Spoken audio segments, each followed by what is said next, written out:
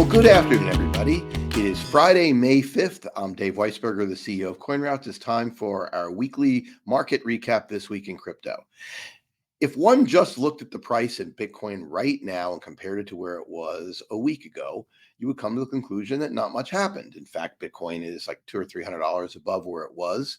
But this is what range-bound trading looks like. Over the week, we saw about a 10% range. We saw it drop precipitously, drop again, people talking gloom and doom, and then we've seen a relentless rally, which brings us right back to where we were. So what's actually going on? Well, this week we had the Federal Reserve, and we're going to talk about that in the news section. But the reality is that we are in a range. There is significant demand and accumulation of Bitcoin. And every time we see a lever flush out, we go down, people get to buy, and then it kind of gradually creeps back up into that trading range, which, as I've said, is marked really at the top end of about 32,000. If we get beyond 32,000 with real volume in the spot market, then the next range is probably somewhere between 38 and 42,000. And I really don't see a whole lot in between the two. Now, that's from a technical point of view. And what we're really talking about here is a reversal of the 2022 pattern.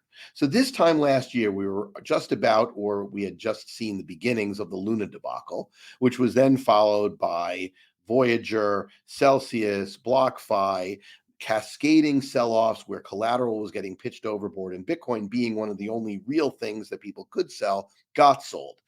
If you look at the divergence, however, between the hash rate and the network growth and the price action, we are at a very high level of divergence, which is why I've been extremely bullish over the last last 2 months, as regular watchers know. So what's actually happening here is not terribly surprising. And the longer this goes on, the more long-term bullish for whether the next, using the words of the crypto community, pump, but in my mind, the retracement of last year's losses and having the price catch up with the network seems more and more baked into the cake.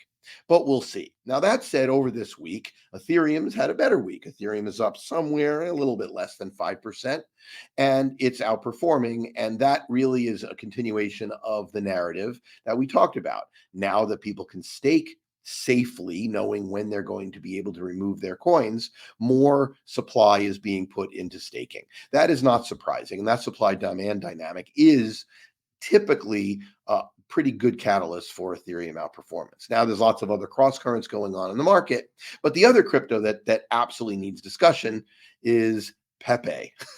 I'm not even sure if that's the way you pronounce it, but a meme coin goes live and promptly rallies over 1,000%. I'm not like some of my friends, like Scott Melker makes the comment that, well, he's happy for people who invest in meme coins and make a lot of money. But the truth of the matter is it's a black eye for crypto when things that have no reasonable value outside of a self-reinforcing community continue to get multi-billion-dollar valuations, and Pepe crossed the billion-dollar threshold. I am much more sanguine about this. I watched the internet bubble.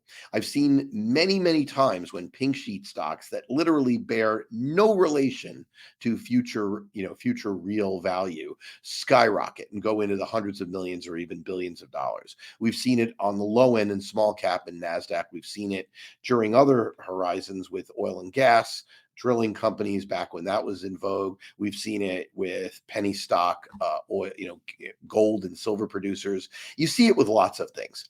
The fact of the matter is there's money and there's animal spirits in a market, and people are just looking for catalysts. That is not the thing bear markets are made of. Now, is it good for the marketplace? Will it cause more people, more typically, our favorite school marm to shake her head says, "You crypto people, look what you're doing." Yes, probably so. But it is indicative of an underlying demand for digital assets, which is good and is a long-term thing that's part of the bull market. If you look at the other markets, the S&P, basically, if it wasn't for today, would be down on the week, but today, now it had a good day, it is up. And essentially, we saw a jobs report, which looked mildly stronger than advertised, although if you look at the past revisions, not so much. But the real issue going on is the banking crisis. So let's talk about that. What we saw this week was yet another of the pegs in the bridge being knocked out. If you ever watched, any sword and sorcery or fantasy movie, there's always these bridges that you use to defend over chasms that you're using to defend like your palace.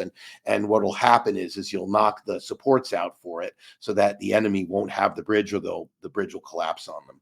And I worry about this. So when we see First Republic being bailed out by JP Morgan, it shouldn't be lost by anybody that when Bear Stearns was bailed out by JP Morgan roughly in the spring in the spring of 2008 or whatever it was many months before we got to Lehman and the real downdraft in the global financial crisis. So understanding that this is not a healthy maneuver is important. And it's particularly interesting because if you look over the last week, you had Toronto Dominion, TD Bank, trying to pull off a merger. I think it was First Horizon. And that was denied by the FTC because of concentration risk. Meanwhile, JP Morgan gets even bigger and is given money effectively by the Federal Reserve to do so. So we have an administration working across purposes, and it is not going to be lost by people looking at the banking sector that there's a lot going on here. And I've talked about this in other interviews and whatnot, but I'll summarize it this way. The regional banks, the smaller banks, are the engine of growth in Main Street America. Small to mid-sized companies are what creates the most jobs and what has the biggest impact on the economy. And if credit conditions in the regional banks continue to deteriorate and bank lending is not available, that is going to be a very big headwind to the economy, to the real economy going forward as we get into Q3 and Q4. It is worth watching this. My friend Mike McGlone, who I do the Wolf of Wall Street's Macro Monday podcast with, thinks that a serious recession is baked into the cake. I'm not certain, but I do know this, that if the bank lending continues to drop, they continue to raise rates, which is stopping speculative capital formation, that we could see a very tricky time for the economy overall. But at the same time, however, it's important to understand that it is also undermining confidence in the very systems that underpin the economy. And that is what Bitcoin is designed for. So it doesn't take much. Bitcoin is a small market. If one or two large investors decide that's enough and they're going to start making bigger allocations to Bitcoin, 2% of their large portfolios instead of gold or alongside gold, that becomes a very big potential catalyst and could drive even more of the decoupling from the stock market, where Bitcoin has been more like a risk asset. Lately, it's been a little bit decoupled. It's been more like gold, although today gold went down when Bitcoin went up. But the truth of the matter is it's 1 or 2 day wiggles aren't what we're looking for. What people should be looking for is over the latter part of the year, does Bitcoin start delinking in a more serious way from the rest of the global economy? And that's important. Well, let's talk a little bit about the news stories of the week. There are a few that are worth it. The first, the Fed, who stuck to the script, as I said last week, and basically been saying all along, they're going to keep trying to raise rates to maintain credibility, but eventually going to signal a pause. Now, they didn't signal a pause, but they didn't signal they're going to raise rates either, which means that unless these jobs reports keep coming in really hot, inflation keeps coming in really hot, they are going to want to pause. And they've given themselves the ability to pause if there are more bank issues and if they have to do something to bail out all these financial institutions. We also saw this week the second or third largest bank failure with FRC. We've talked about that. Remember this, everyone's saying it was handled well. We'll see how it affects other banks going forward. A couple of other smaller stories. The SEC decides to change their mind, and in a hedge fund rule, doesn't decide to categorize digital assets. Now, I'm not sure why. I don't want to read too much into it, but with the Coinbase suit, there's a lot of things that are going on here. Now, Coinbase, the other story is Coinbase has sued, and now they have 10 days, actually less now, to respond to that lawsuit. To see how they want to categorize or treat digital assets or give them a way forward. This story is probably one of the more important stories that we'll be talking about next week or the week after. We also had the New York Attorney General saying that New York is going to have a new framework for crypto, an expansion of the BIT license, and because she doesn't believe that there's the right kind of framework nationally. Well, kind of hard to argue, even though a lot of things I disagree with Tish James on. Kind of hard to argue we have a good regulatory framework nationally, but it's equally hard to understand how one state is going to solve a problem like this, particularly because there's no pressure on the SEC to listen to what New York State does. So we'll see. It's just interesting. Lastly, we've seen politics, and in politics, there are a couple of things that are interesting. First, we see the only declared Democratic challenger to Biden, RFK Jr., making crypto a major issue in his campaign. He's labeling it financial freedom, which is exactly the way it should be. It is about financial freedom, and he is going to pick up a lot of endorsements from the crypto community if he doesn't look like a crazy person on the MMR and other sorts of vaccines that we know are saving children. COVID vaccine and the mainline vaccines are very different.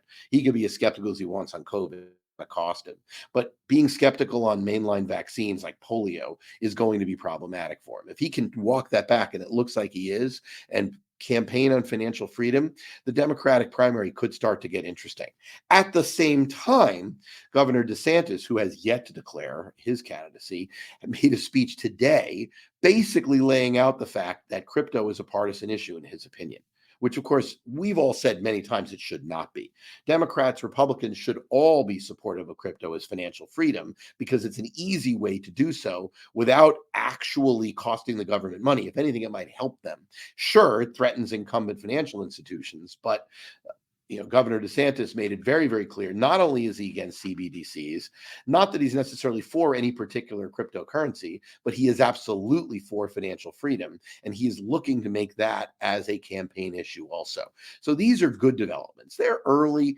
I don't want to make too much out of it, but it's the kind of thing that on a Friday afternoon in sunny Miami gives me hope. Hopefully, it will give you hope as well. So that's it for now. Look forward to talking next week. Stay safe out there.